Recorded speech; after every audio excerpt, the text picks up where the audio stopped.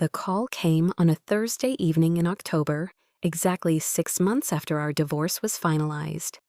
I was elbow deep in a bowl of bread dough when my phone lit up with his name. Daniel. I almost let it go to voicemail, almost, but curiosity got the better of me, so I wiped my hands on a kitchen towel and picked up. What? I didn't bother with pleasantries. We were well past that. Hello to you too, Mia. His voice was measured, carefully controlled. I knew that tone. It was his, I'm being reasonable, even though you're not voice. How are you? Busy? What do you want? The dough was overproofing as we spoke. A pause. I need the engagement ring back. I actually laughed. A genuine throw-my-head-back laugh that echoed off the kitchen tiles. You need what now? The ring. My grandmother's ring. I want it back. His voice hardened. It's a family heirloom. The same family heirloom he had apparently forgotten about for 6 months. The same family heirloom he'd given me while promising forever, before sleeping with my former best friend. Before the gaslighting, before coming home at 3 a.m., smelling like someone else's perfume, and telling me I was imagining things. Why now? I asked, genuinely curious. He cleared his throat. That's not important. It belongs to my family, and legally? Legally, I cut in. Gifts are gifts, Daniel. But the ring thing is actually kind of funny. Funny how? His suspicion was palpable. I leaned against the counter, suddenly enjoying this conversation more than I'd anticipated. Well, on the day our divorce was finalized, I took it off for the last time. I was at the sink washing my hands after sorting through some old photos of us, and it slipped right off my finger, went straight down the drain. Silence on the other end. Mia, that's not funny. His voice was tight now. I'm not joking, I replied, and I wasn't. It literally went down the drain. Kind of poetic if you think about it. You drained our marriage, and the symbol of your empty promises followed suit. Bullshit! The word came sharp and fast. You're lying. Why would I lie? I have zero interest in keeping a reminder of the worst mistake of my life. That ring is worth $12,000, I snorted. Should have thought of that before you decided to sleep with Jessica. You need to get it back, he demanded. Call a plumber. That was 6 months ago, Daniel. It's long gone. Then you owe me $12,000. This time, my laugh was hard and brittle. I don't owe you a goddamn thing. We're done here. I hung up, turned my phone off, and went back to my bread dough, punching it down with perhaps more force than necessary. I thought that would be the end of it. I was wrong. The first salvo came via text 3 days later from Sophie, one of our mutual friends who had diplomatically tried to stay neutral during the divorce. Hey Mia, hope you're doing well. I got a weird call from Daniel yesterday. Something about a ring? He seemed pretty upset. I groaned and typed back, please don't get involved. He's trying to get his grandmother's ring back, but it accidentally fell down the drain months ago. Her response came quickly. Oh no, maybe you could offer to help pay for a replacement? I stared at the phone. Sophie had always been a peacemaker, but this was ridiculous. Sophie, he cheated on me repeatedly, lied to my face, and made me question my own sanity. I'm not paying him a cent. Please don't bring this up again. Sorry, just trying to help, she responded, adding a peace sign emoji that made me want to throw my phone across the room. I should have known better. Sophie and Daniel had been friends since college, longer than I'd known either of them. Of course, he would send her as his emissary. I put my phone away and tried to focus on my work. I'd started freelance graphic design after the divorce, partially because my married name had been on our joint business and I didn't want the reminder, and partially because working alone meant no one could betray me. That night, I called my sister Liv. Can you believe this shit? I asked after explaining the situation. Actually, yes, Liv replied. Daniel was always an entitled prick. Remember when he borrowed Dad's fishing gear and then tried to claim Dad had given it to him? I did remember. It was one of many red flags I'd ignored. "So what are you going to do?" she asked. "Nothing. The ring is gone. End of story." "Good," she said firmly. "And if he keeps harassing you, get a lawyer." I hadn't considered that this could become a legal issue, but Liv was right. If Daniel kept pushing, I might need protection. The thought made me uneasy. I'd spent the last 6 months rebuilding my life, finding my confidence again. I didn't want to be pulled back into his orbit. "Enough about Daniel," I said. "How's the new job?"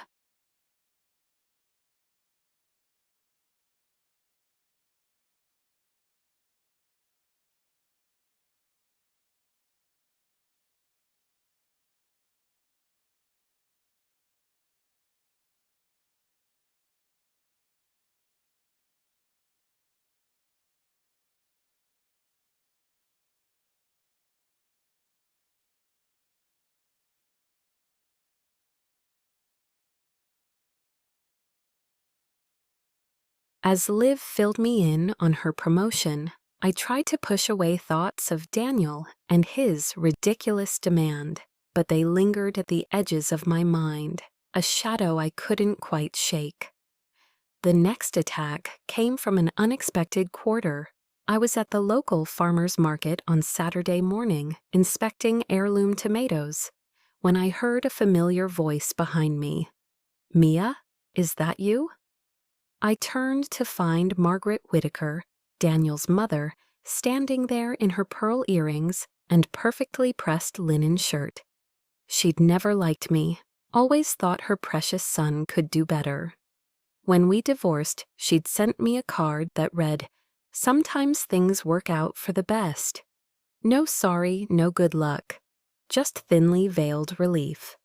"Margaret," I said, keeping my voice neutral. "How are you?" "I'm well, thank you." Her smile didn't reach her eyes. "Daniel told me about the ring." Of course he had. I set down the tomato I'd been holding. "Did he?" "It was my mother's, you know." Her voice was soft but pointed. "She wore it for 62 years of marriage." The implication wasn't subtle. Unlike me, his grandmother had been worthy of keeping it. "That's a long time," I replied. "Maybe if Daniel had inherited some of that commitment along with the ring, we'd still be married." Her lips thinned. "He said you claim it fell down a drain?" That's rather convenient, isn't it? The accusation stung more than it should have. "I don't need to lie, Margaret. I have no interest in keeping that ring. It represents the worst years of my life." "The worst," she repeated, color rising in her cheeks. "My son gave you everything." I laughed then. I couldn't help it. Everything except fidelity and respect. "He made mistakes," she conceded, as if admitting a parking violation. "But that ring belongs in our family." "Well, it belongs to the sewer system now." I grabbed my basket. "Nice seeing you, Margaret." She caught my arm as I tried to leave. "We want compensation then." "It's only fair." I pulled away. "What would be fair is if your son had been honest with me from the beginning. What would be fair is if he hadn't gaslit me for years, making me think I was crazy for suspecting him of cheating when my instincts were right all along."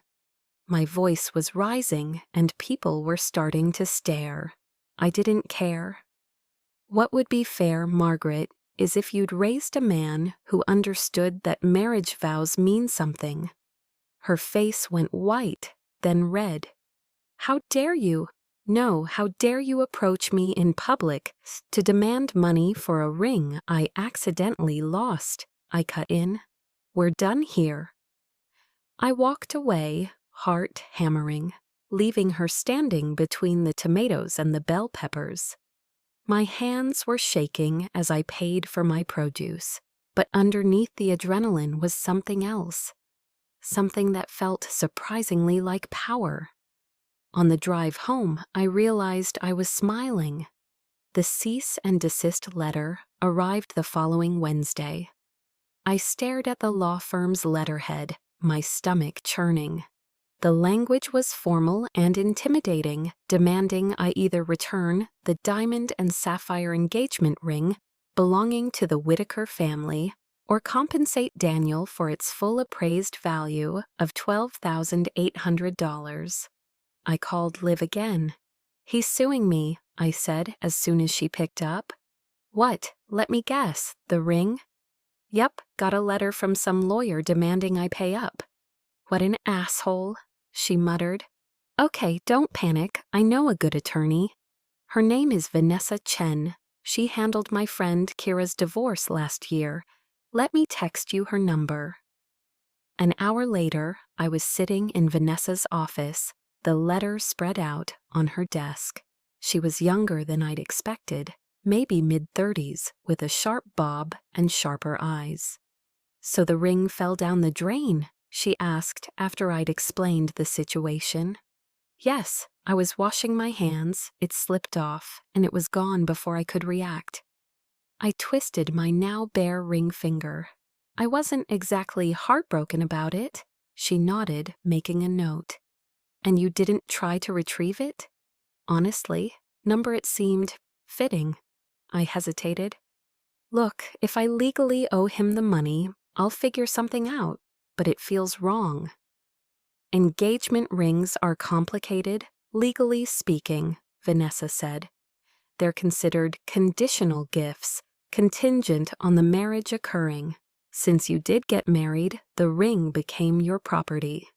She tapped her pen against the desk. "That said, family heirlooms sometimes fall into a gray area." My heart sank. "So I might be liable?" "Not necessarily. Let's look at the timeline. When exactly did you lose the ring?" "The day our divorce was finalized, April 15th. "And when did he first ask for it back?" "Last Thursday, October 17th. She raised an eyebrow. "6 months later?" "That's interesting." "Why?" "Because it suggests he didn't consider the ring particularly important until recently." She leaned forward. "Do you know what prompted this sudden interest?" I shook my head. "No idea." "Let me make some inquiries." She started typing on her laptop. "In the meantime, don't respond to this letter, and don't communicate with Daniel or his family about this issue." I nodded, feeling a weight lift from my shoulders. For the first time since Daniel's call, I felt like I might come out of this unscathed. As I stood to leave, Vanessa looked up from her screen. "One more thing, Mia. Do you have any proof that the ring is actually gone?" "Proof? No, it happened when I was alone." "Okay, we'll work with that." She gave me a small smile. "Try not to worry. This is likely just an intimidation tactic." I wished I could share her confidence. That night, I dreamed of drowning in a sea of diamond rings, each one reflecting Daniel's face as he laughed and pushed me under. I woke gasping, sheets tangled around my legs. It was 3:17 a.m. I knew I wouldn't fall back asleep. I made coffee and sat at my kitchen table, scrolling through old photos on my phone. There were hundreds of them. Daniel and me in happier times, smiling, embracing, unaware of what was coming. Or at least I had been unaware. Looking back now, I could see it in his eyes sometimes, a distance, a calculation. I paused on a photo from our honeymoon in Bali. We were on the beach, the sunset painting everything gold.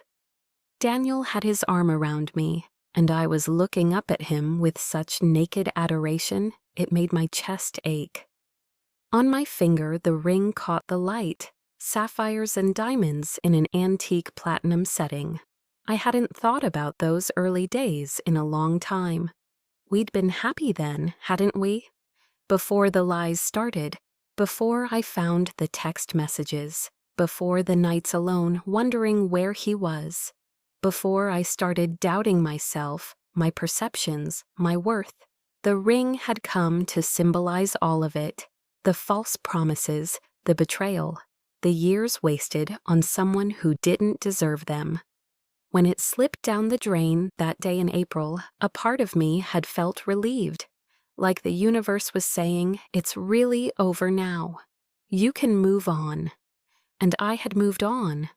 I'd built a new business, reconnected with friends Daniel had subtly pushed away, started painting again, something he'd always dismissed as a cute hobby.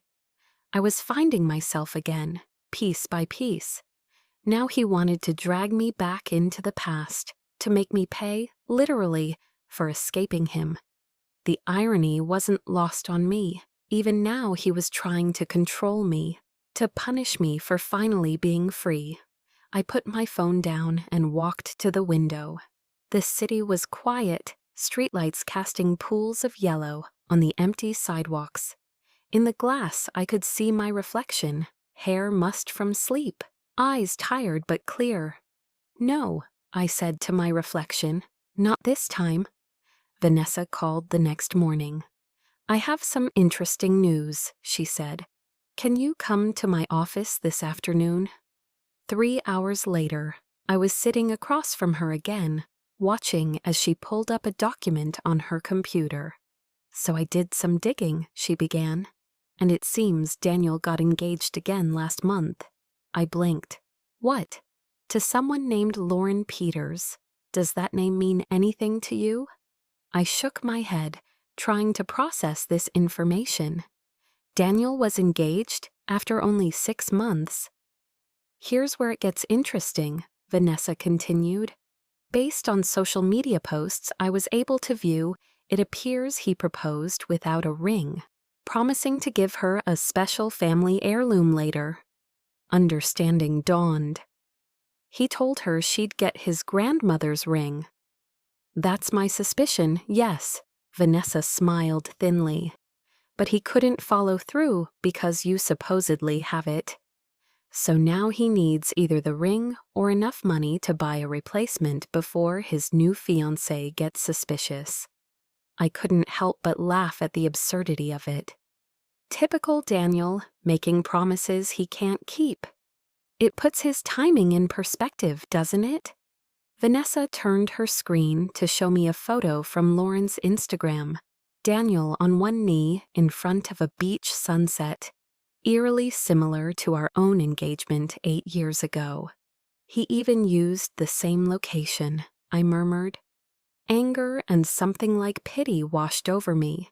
This poor woman had no idea what she was getting into.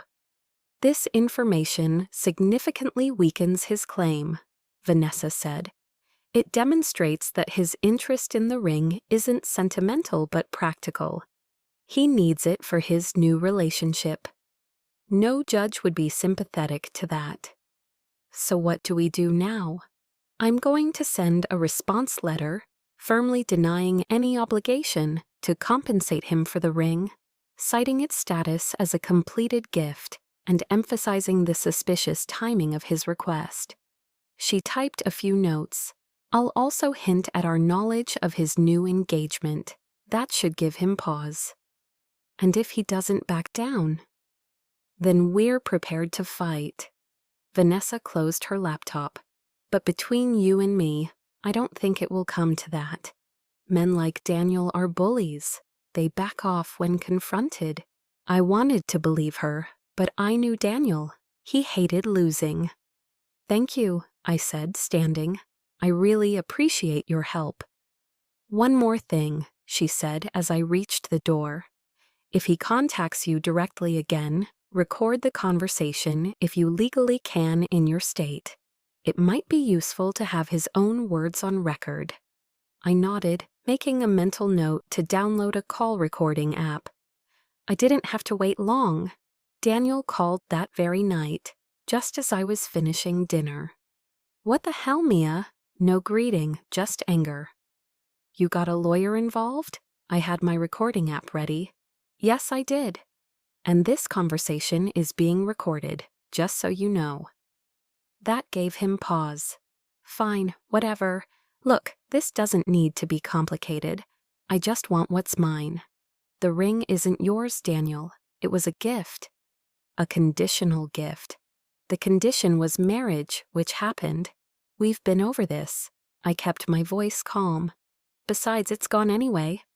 I don't believe you. His voice dropped. You always were vindictive? That stung, mostly because it was so untrue.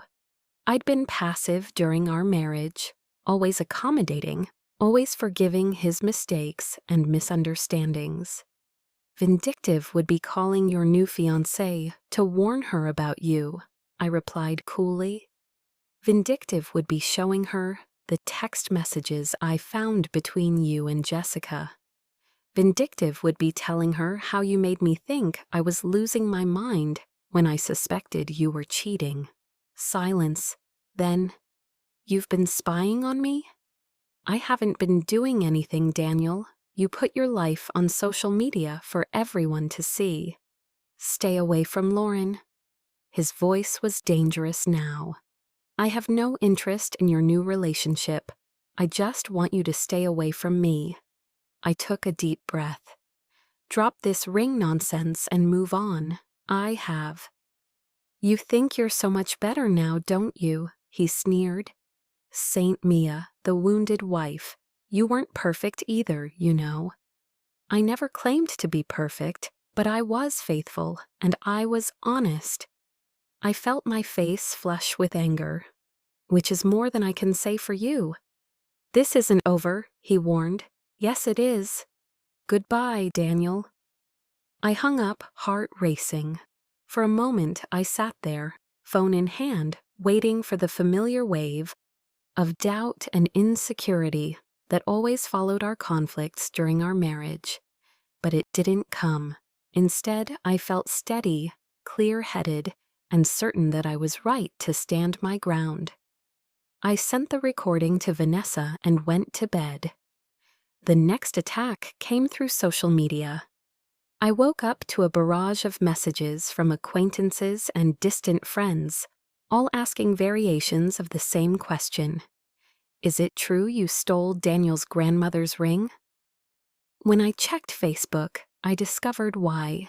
Daniel's mother had written a long public post about how her former daughter-in-law had strategically kept a beloved family heirloom out of spite and was now pretending it was lost.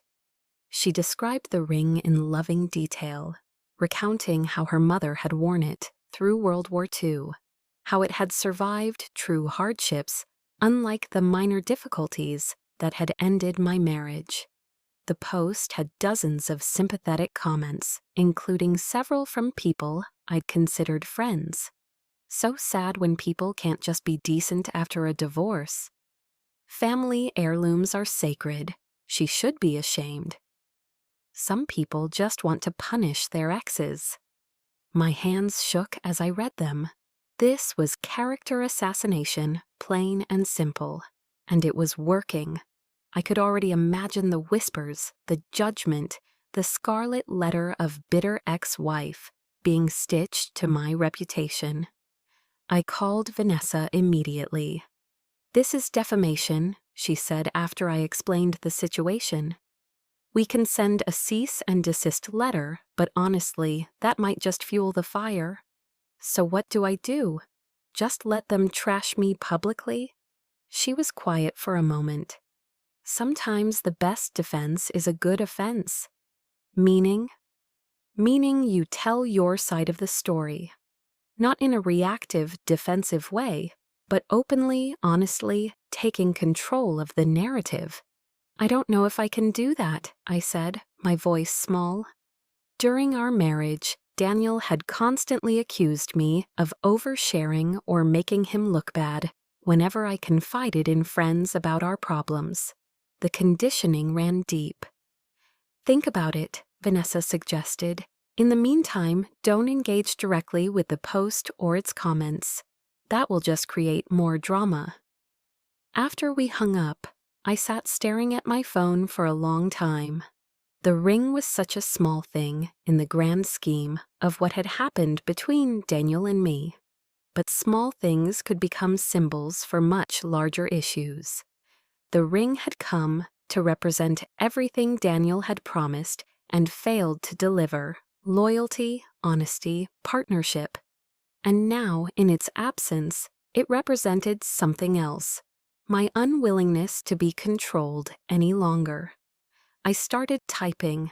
My post was simple, direct, and more revealing than anything I'd shared publicly before. Some of you have seen a post suggesting I've kept or stolen a family heirloom ring from my ex-husband. Here's the truth. On the day my divorce was finalized, after years of gaslighting and infidelity that I kept private to protect someone who didn't deserve protection, I accidentally lost that ring down my bathroom drain. It wasn't intentional, but I can't say I was devastated either. I'm not going to list all the painful details of why my marriage ended. Those who truly know me understand that I tried everything to make it work. But I will say this: no piece of jewelry is worth the harassment I've endured since my ex-husband decided, 6 months after our divorce, and coincidentally right after getting engaged again, that he suddenly needs this ring back. I've moved on. I hope everyone else can too. I hesitated only briefly before hitting post. Then I turned off notifications and went for a long walk. When I returned home 3 hours later, my phone was flooded with messages of support. Friends I hadn't heard from in years. Acquaintances who had witnessed Daniel's behavior at parties and dinners but had never said anything. Even Daniel's cousin, who wrote simply, "He did the same thing to his college girlfriend. I'm sorry none of us warned you." There were negative comments too, mostly from Daniel's inner circle, but they were drowned out by the wave of support, the collective voice saying, "We believe you, we see you, you are not alone." I sat on my couch and allowed myself to cry, not from sadness or anger, but from relief. The weight of secrecy I'd been carrying for years finally lifted. The truth, messy and painful as it was, had set me free in a way the divorce papers hadn't fully managed to do. My phone rang. It was Sophie. "Mia," she said when I answered, "I owe you an apology." "It's okay," I started, but she cut me off. "No, it's not," I knew. Deep down, I knew what Daniel was doing to you. There were signs, comments he made when you weren't around. I should have said something. I closed my eyes. "Why didn't you?" A pause. "He can be persuasive. He always had an explanation, made it seem like you were overreacting or misunderstanding. And it was easier to believe him than to face the possibility that my friend was capable of such cruelty." It was the same trap I had fallen into, believing Daniel's version of reality over my own perceptions. I couldn't blame Sophie for making the same mistake. "I understand," I said, "and I forgive you." "I've blocked him," she said. And his mother, her post was the last straw, so self-righteous and manipulative. That surprised me. Sophie and Margaret had always gotten along well. "Thank you," I said. "That means a lot." After we hung up, I checked my email to find a message from Vanessa. "Just heard from Daniel's attorney. They're dropping the matter entirely. Your social media post seems to have changed the calculus for them. Well done." I stared at the screen, hardly believing it was over so simply. Then my phone chimed with a text from a number I didn't recognize. "This is Lauren. We need to talk." We met at a quiet cafe 2 days later. Lauren was nothing like I'd expected. Not the soft, accommodating woman I'd been when I fell for Daniel, but sharp-eyed and straight-backed, with a firm handshake and direct gaze. "Thank you for meeting me," she said as we sat down. "I know this is unconventional." "That's one word for it," I agreed, studying her. She wore no ring on her finger, I noticed. "I called off the engagement," she said, following my gaze, "after I saw your post, and after I confronted Daniel about it. I'm sorry." And I was, in a way. Not that she'd escaped Daniel, but that she'd had to learn the hard way what kind of man he was. She shook her head. Don't be better now than after marriage. She took a sip of her coffee. His reaction when I asked about the ring told me everything I needed to know. He was so angry, so defensive. And then he started twisting things, saying you were unstable, that you'd always been jealous of his success. I couldn't help but laugh. His success? We built that business together. I designed every logo, every website, then walked away from it in the divorce because I couldn't stand the thought of being tied to him anymore. I know, she said. I found your portfolio online after I saw your name on some of the older design work. It's impressive. Thank you. She hesitated. Can I ask you something?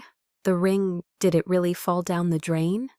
I met her eyes steadily. Yes, it was an accident, but a fitting one. She nodded slowly. I believe you. And even if it hadn't been an accident. She shrugged. After what he put you through, who could blame you? There was something liberating about sitting across from this woman who might have been me 5 years earlier. Seeing her make the choice I should have made when the first red flags appeared. What will you do now? I asked. Focus on my career, travel, all the things I'd started putting on the back burner because Daniel always had other priorities. She smiled ruefully. What about you? Are you seeing anyone? No, I said. I'm enjoying my own company too much right now. She raised her cup in a toast to knowing our worth. As we clinked mugs, I felt the last piece of Daniel's hold on me finally break away. He had taken years of my life, my trust, my confidence, but he wouldn't take anything more. The final confrontation came unexpectedly 2 weeks later, as I was leaving my favorite bookshop. I'd just purchased a stack of novels, something Daniel had always considered a waste of time and money, when I heard his voice behind me. Mia. I turned to find him standing there, looking simultaneously familiar and like a stranger. He'd lost weight, and there were shadows under his eyes I didn't remember. Daniel, I said coolly, what are you doing here? I live 4 blocks away, he reminded me. We'd chosen this neighborhood together once upon a time. Right, I shifted my bag of books. Well, good seeing you. I started to walk away, but he stepped in front of me. That's it? After everything you've done? What exactly have I done, Daniel? I kept my voice even, aware of people passing by on the sidewalk. You destroyed my relationship. You turned my friends against me. You made me look like a monster. I told the truth, I corrected him. If the truth makes you look like a monster, that's not my problem. He ran a hand through his hair, a gesture so familiar it gave me a strange pang of déjà vu. Look, I made mistakes, I admit that. But what you did?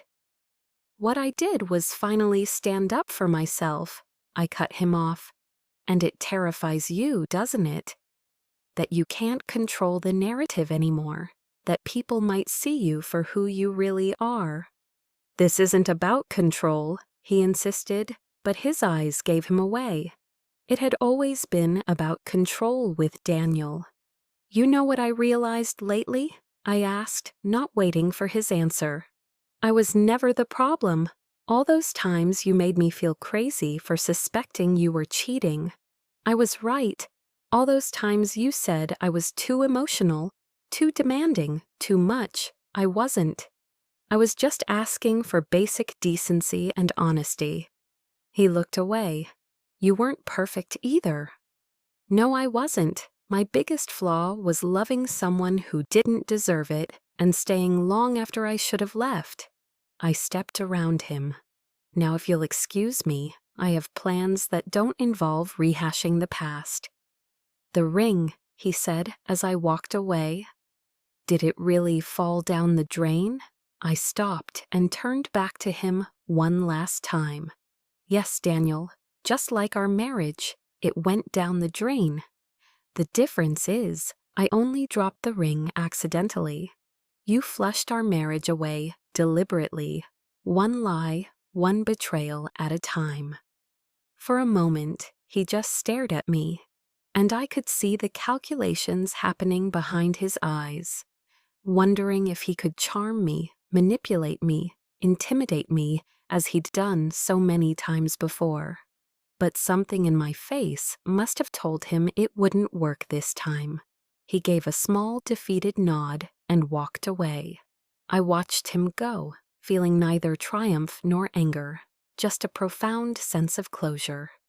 The man who had once occupied so much space in my life, who had seemed so important, so central to my existence, now looked small as he disappeared around the corner.